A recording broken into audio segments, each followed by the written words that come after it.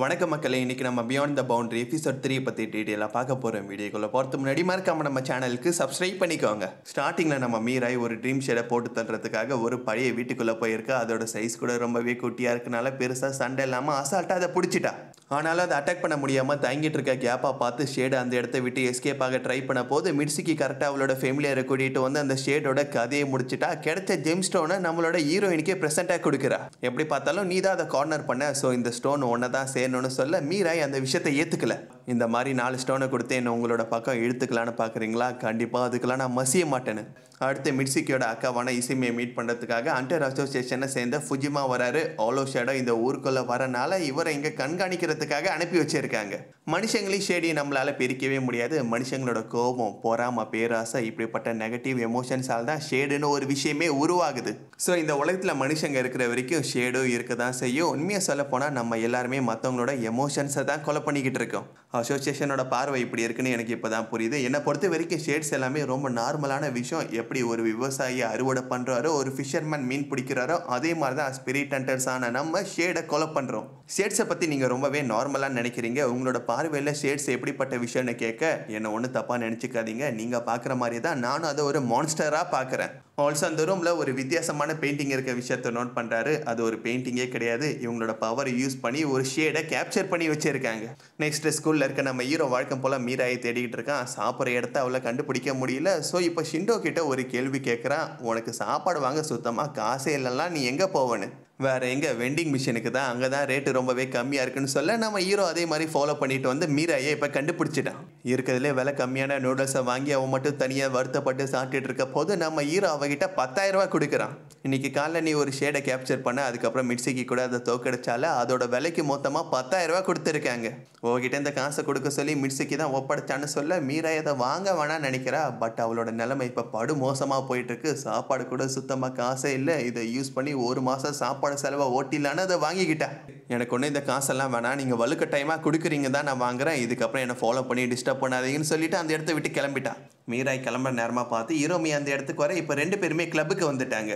மீராயோட family பற்றி உனக்கு எதாவது தெரியுமா? நம்ம ஹீரோ விசாரிக்கிறான். அவளை பற்றி இது வரைக்கும் நான் பெருசாக ஒன்றும் கேள்விப்பட்டதில்லை. முன்னாடி நடந்த விஷயங்கள்லாம் எனக்கு ஒன்றும் அவ்வளோவா தெரியல. ஆனால் தெரிஞ்சால் கூட நான் அவகிட்ட சொல்ல மாட்டேன். எனக்கு என்னமோ அந்த பொண்ணை விட்டு நீ தூரமாக இருக்கதா நல்லதுன்னு தோணுது. அது மட்டும் இல்லாமல் அவனை யூஸ் பண்ணிக்கிறான்னு நான் நினைக்கிறேன். சாச்சா, மீராயெல்லாம் அப்படி கிடையாது. அவளை பற்றி உனக்கு தெரியாது. சொல்லப்போனால் சிஸ்டர் காம்ப்ளெக்ஸ் இருக்க ஒன்றை மாதிரி பையனுக்கு இந்த மாதிரி காதலை பற்றிலாம் புரியாது. மீராயோட கண்ணாடி ரொம்பவே அழகாக இருக்குது. அந்த கண்ணாடி மேலே நான் காதலில் விழுந்துட்டேன். உன்னை மாதிரி கண்ணாடி காதலிக்கிறவனுக்கு நான் எவ்வளவோ பரவாயில்லன்னு சொல்ல நம்ம ஹீரோ ரொம்பவே டென்ஷன் ஆகிட்டான். நீ என்னை பற்றி என்ன வேணா பேசு, ஆனால் என்னோட கண்ணாடியை பற்றி ஒன்றுமே பேசாத. சொல்ல போனால் உன்னோட தங்கச்சி கூட நான் இந்த மாதிரி கண்ணாடி போட்டு விட்டு இருக்கேன். அவள் இப்போ ஃபுல்லாமே என்னோட கண்ட்ரோலில் தான் இருக்கா.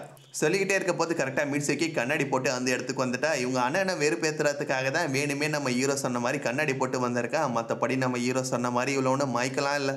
அவங்க அண்ணன் கிட்ட மிட்சுகி பேசிகிட்டு இருக்க போது நம்ம ஹீரோட கையில் ரகசியமாக ஒரு பேப்பர் கொடுக்குறா. சாயங்காலம் 5:30 மணிக்கு ரயில்வே ஸ்டேஷனில் என்னை மீட் பண்ணுன்னு. அடுத்து நம்ம மீராய் ஸ்கூலுக்குள்ளே நடந்து போயிட்டு இருக்க போது டீச்சரை பார்க்குறா. அப்போ நம்ம மீராய்க்கு ஒரு வார்னிங் கொடுக்குறாங்க. இன்றைக்கி நைட்டு தான் அந்த ஆலோ ஷேடு ஊருக்குள்ளே வரப்போது. நீ புதுசாக இந்த இடத்துக்கு வந்திருக்கனால உனக்கு இந்த இன்ஃபர்மேஷனை பற்றி தெரியாமல் இருந்திருக்கும்.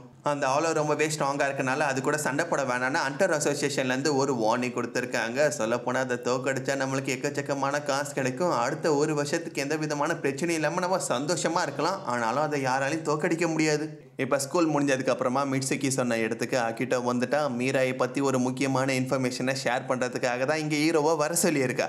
ஒரு இன்வெஸ்டிகேஷன் அண்டர் மீராயோட பாஸ்ட்டை பற்றி ரொம்பவே முக்கியமான இன்ஃபர்மேஷன் எல்லாத்தையுமே கேதர் பண்ணியிருக்காங்க. கிட்டத்தட்ட ஒரு பேய் கதை மாதிரி இருக்குன்னு அதை ஷேர் பண்ணிக்கிட்டு இருக்கா. இப்போ நைட் ஆனதுக்கப்புறமா வானம் பர்பிள் கலராக மாறிட்டு இருக்கு. அந்த ஆலோ ஊருக்குள்ளே வந்தனால இந்த எஃபெக்ட் ஏற்படுது. ஷிண்டோ அவளோட ஃபோனில் இந்த வானத்தை கேப்சர் பண்ணலான்னு பார்க்க அது சுத்தமாக வேலைக்கு ஆகல. காரணம் ஹண்டர்ஸோட கண்ணால் மட்டும்தான் இதை பார்க்க முடியும். மற்ற டிவைஸில் கூட இதை கேப்சர் பண்ண முடியாது. ஆலோ ஊருக்குள்ளே வந்தனால இங்கே இருக்க ஷேடு எல்லாமே ரொம்ப அக்ரெசிவாக நடந்துகிட்ருக்கு. இவங்க வீட்டை சுற்றி எக்கச்சக்கமான ஷேடு இருக்குது. அது எல்லாத்தையுமே துரத்தி அடிக்கிறதுக்காக ஒரு பேரியரை க்ரியேட் பண்ணி எல்லாத்தையும் போட்டு தள்ளிக்கிட்டு இருக்காங்க. மீராய் தான் அவளோட ஃபேமிலி சேர்ந்த கடைசி சர்வைவர். இனாமி ஃபேமிலி சேர்ந்தவங்க மீராயை எடுத்து வளர்க்க ஆரம்பித்தாங்க. இந்த ஆலோ ஷேடுக்கு மற்றவங்கள பொசஸ் பண்ணுற அளவுக்கு ஸ்ட்ராங்கான பவர் இருக்குது. ஒரு செகண்ட் நீ அசந்தா கூட இது ஒன்று பொசஸ் பண்ணிவிடும். இனாமி ஃபேமிலியை சேர்ந்த பொண்ணு அதே மாதிரி இது பொசஸ் பண்ணிடுச்சு. பொசஸ் பண்ண அந்த பொண்ணை வேற வழியே இல்லாமல் கொண்டுட்டாங்க. நெக்ஸ்ட் மீரா இந்த ஆலோ கூட சண்டை போடுறதுக்காக அவளோட வீட்டை விட்டு வெளில வரப்போது நம்ம ஹீரோ அவளுக்காக காத்து இருக்கான். நீ அந்த ஆலோவை பழி வாங்குறதுக்காக தான் கிளம்புறேன்னு எனக்கு நல்லா புரியுது. ஆனால் அந்த ஆலோவை சண்டை போட்டு தோக்கடிச்சு அதை கொலை பண்ணால் மட்டும் இறந்து போன அந்த பொண்ணு திரும்பி வந்துட மாட்டா. அவன் மனசில் இருக்க வலியும் குறைய போகிறதில்ல. நம்ம ஹீரோ பார்த்ததும் மீராய் திருப்பி அவளோட வீட்டுக்குள்ளே போயிட்டா. கொஞ்ச நேரத்துக்கு அப்புறம் அவன் திருப்பி வெளில வரா. நம்ம ஹீரோ அப்பயும் போகாமல் அங்கேயே தான் நின்றுக்கிட்டு இருக்கா. என்னோட பாஸ்ட்டை பற்றி நீங்கள் ரிசர்ச் பண்ணீங்களான்னு கேட்க, ஆமாம் கொஞ்சம் விஷயத்த நான் ரிசர்ச் பண்ணேன். ஆனால் முழுசாக எனக்கு எந்த இன்ஃபர்மேஷனும் தெரியல. அந்த கதையை கேட்க போதே அடுத்து என்ன நடந்திருக்குன்னு எனக்கு புரியுது. நீங்கள் சொன்னதெல்லாம் கரெக்டு தான். அந்த ஆலோவை கொலை பண்ணால் நடந்த எந்த விஷயமும் மாற போகிறதில்ல. ஆனாலும் நான் இந்த விஷயத்த செஞ்சே தான் ஆகணும். சபிக்கப்பட்ட என்னோட ரத்தத்தினால எல்லாருமே என்னை பார்த்து பயந்தாங்க. யாருமே என்னை கிட்ட கூட சேர்க்கல. எல்லாருமே ஒரு மான்ஸ்டர் மாதிரி என்னை வெறுத்து ஒதுக்குனாங்க. அப்போ இனாமியோட ஃபேமிலியை சேர்ந்தவங்க மட்டும்தான் என்னை அவங்க கூட சேர்த்துக்கிட்டாங்க. என்னோட பவரை கட்டுப்படுத்துறதுக்காக ஒரு மோதிரத்தை கொடுத்தாங்க. ஆனாலும் வெளி உலகத்தில் எனக்கு ஃப்ரெண்ட்ஸுன்னு யாரும் இல்லை. அப்போ யூ தான் ஃபர்ஸ்ட்டு எனக்கு ஃப்ரெண்டாக கிடைச்சா. ஏன் கூட அவள் சேர்ந்து விளாட்னா, நிறைய டைம் ஸ்பெண்ட் பண்ணா. நாங்கள் 2 பேரும் ஒன்றா சேர்ந்து ஸ்கூலுக்கு போயிட்டு இருக்க போது அந்த ஆலோ அவளை அட்டாக் பண்ணி பொசஸ் பண்ணிடுச்சு. அந்த இடத்துல நான் அவளை காப்பாற்றிருக்கணும். என்னால் முடியாமல் போயிடுச்சு. நான் பயந்தேன், எங்கே என்னோடய உயிருக்கு ஏதாவது ஆபத்து ஏற்பட்டுருமோன்னு நினச்சி நான் அவளை கொலை பண்ணிட்டேன். நடந்தது உன்னோட தப்பு இல்லை நம்ம ஹீரோ சொல்ல. மீரா எந்த விஷயத்தை ஏற்றுக்க மாட்டா. என்னோடய வாழ்க்கையை பற்றி உங்களுக்கு புரியுது நீங்கள் சொன்னீங்க. ஆனால் நிஜத்தில் என்னை பற்றி உங்களுக்கு ஒன்றுமே தெரியாது. உங்களுக்குன்னு ஃப்ரெண்ட்ஸ் இருக்காங்க, அவங்க கூட சேர்ந்து உங்களால் சந்தோஷமாக சிரிக்க முடியுது. பார்த்தாததுக்கு அயாக்கா ஷிண்டோன்னு ஷேட் கொடியும் நீங்கள் ஃப்ரெண்ட்ஷிப்பில் இருக்கிறீங்க.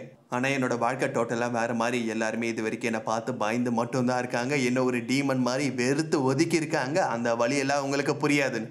இதுக்கு மேலே என்ன ஃபாலோ பண்ணாதீங்கன்னு சொல்லிட்டு அந்த இடத்த விட்டு கிளம்பிட்டா. ஆலோ ஊருக்குள்ளே வந்துடுச்சு. அது கோரோட சைஸ் ரொம்பவே சின்னதாக இருந்தாலும் அதோட பவர் ரொம்பவே அதிகமாக இருக்கனால அது சுற்றி அதிகமான ஆரா வெளிப்படுது. ஹண்டர்ஸ் யாரும் அது கூட சண்டை போடக்கூடாதுன்னு ஆர்டர் வந்திருக்கு. ஊருக்குள்ளே வந்து அது பாதிப்பு ஏற்படாமல் இருக்கிறதுக்காக பேரியர் பவர் உள்ளவங்க பேரியரை க்ரியேட் பண்ணி அதோட டைரக்ஷனை மாற்றிக்கிட்டு இருக்காங்க. மிட்சுக்கு தான் ஒரு பெரிய பேரியரை க்ரியேட் பண்ணி அதை ஊருக்குள்ளே வர விடாமல் தடுக்கிறான். பின்னாடியிலேருந்து எக்கச்சக்கமான ஷேட் அட்டாக் பண்ண பார்க்க அவனோட ஸ்கார்ஃபை யூஸ் பண்ணி அது எல்லாத்தையும் ஒரு சைடு சமாளிச்சுக்கிட்டு இருக்கான். ஆலோவோட பவரை பார்த்து ஊருக்குள்ளே இருக்க ஷேடு எல்லாமே பயத்தில் நடுங்கி அதுங்களால சரியாக யோசிக்க முடியாமல் பார்க்குற எல்லாத்தையுமே அட்டாக் பண்ணிக்கிட்டு இருக்கேங்க. இசுமியோட வீட்டுக்குள்ளே ஒரு ஆலோ வர அசோசியேஷனை சேர்ந்த ஃபுஜிமா அவரோட திருட்டு எல்லாத்தையுமே யூஸ் பண்ணி அதை நசுக்கி பீஸாக பிச்சு எடுத்துட்டாரு. நெக்ஸ்ட் ஆலோ கூட பேட்டில் பண்ணுறதுக்காக மீராய் ஊருக்கு வெளியில் இருக்க மலை மேலே வந்துட்டா. இப்போ அவளோட பவரை ரிலீஸ் பண்ணி பக்கத்தில் இருக்க 2 மரத்தை கட் பண்ணுறது மூலயமா ஆலோவோட கவனத்தை இவ டைரக்ஷனுக்கு மாற்றிக்கிட்டா. ஆலோவை அட்டாக் பண்ணுறதுக்காக மீராய் தயாராகிட்டு இருக்க போது சாக்கரான்னு ஒரு பொண்ணு அவளோட வெப்பனை பயன்படுத்தி நம்ம மீராயை அட்டாக் பண்ணிகிட்டு இருக்கா. அந்த அட்டாக் அவள் பிளாக் பண்ணி சமாளிச்சுட்டு இருக்க நேரமாக பார்த்து ஆலோ இவங்கள ரீச் பண்ணிடுச்சு. அடுத்த செகண்டே இவங்க 2 பேரும் இருக்கிற இடம் டோட்டலாக மாறிடுச்சு. அந்த ஆலோக்குள்ளே தான் இப்போ இவங்க 2 பேருமே இருக்காங்க. ஆனால் அதை பற்றிலாம் சுத்தமாக கவலைப்படாமல் சாக்கரை இவளை அட்டாக் பண்ணி போட்டு தள்ளுறதுல மட்டும்தான் குறியாக இருக்கிற. ஆல்சோ இவளோட வெப்பனை பயன்படுத்தி புல்லட்டை கூட ஷூட் பண்ண முடியுது. மீராய் புல்லட்டை யூஸ் பண்ணி அவளோட புல்லட்டை பிளாக் பண்ண அடுத்த செகண்டே சாக்கரா அவளோட வெப்பனை இப்போ செயின்ஸா மாதிரி மாற்றி கொஞ்சம் கொஞ்சமாக அந்த ஸ்வாடை கட் பண்ணிக்கிட்டு இருக்கா. ஆல்மோஸ்ட் எஜ்ஜுக்கு வரப்போது நம்ம ஹீரோ கரெக்டாக என்ட்ரி கொடுத்து சாக்கரோட முதல்ல ஒரு உதை கொடுத்து இவளை காப்பாற்றிட்டான். எப்போ பார்த்தாலும் நான் எதையுமே புரிஞ்சுக்கலன்னு நீ சொல்கிற, ஆனால் நிஜத்தில் நீ தான் ஒன்று புரிஞ்சுக்கல நம்ம ஹீரோ சொல்ல. அப்படியே எபிசோட முடிவுக்கு வருது. ஓகே மக்கள்ஸ், நெக்ஸ்ட் வீடியோவில் நான் உங்களை மீட் பண்ணுறேன். இந்த எபிசோட் உங்களுக்கு பிடிச்சிருந்தா லைக் பண்ணுங்கள், ஷேர் பண்ணுங்கள், கமெண்ட் பண்ணுங்கள். மறக்காம நம்ம சேனலுக்கு சப்ஸ்கிரைப் பண்ணிக்கோங்க.